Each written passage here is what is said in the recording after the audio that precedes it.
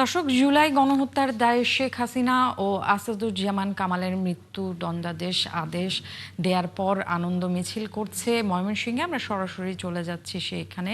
আমাদের সহকর্মী রয়েছেন বাবুল হোসেন।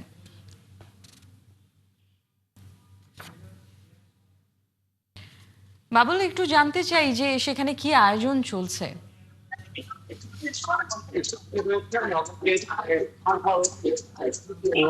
কথা বলতে হবে না।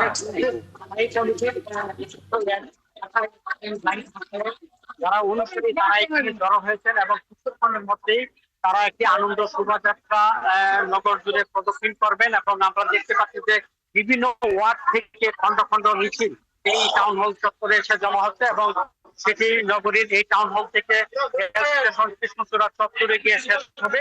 এবং আমরা দেখছি যে এরই মধ্যে নগরীর সহ বিভিন্ন এলাকা থেকে মিছিল এখানে এসে জমা হচ্ছে দলের নেতা কর্মী সমর্থকরা এবং তারা আনন্দে উচ্ছ্বসিত।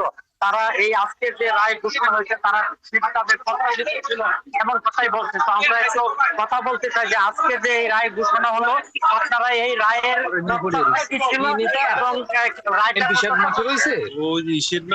ছবি নিয়ে বেটারা ইয়া করে বলা যায় সেই এটা কি কাজ না মানে সকালে ফুটেজ যেটা কথা মানে পুলিশ চালায় স্যার এটা পুলিশ চালায়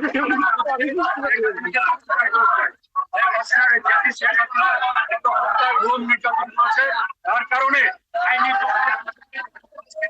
ফাঁসি হচ্ছে মানুষ খুশি বিএনপি এবং এনে এই বাংলাদেশের মাটিতে আরেকজনের কাছে জানতে চাই যে আজকে রায় কতটা প্রত্যাশিত ছিল। আমরা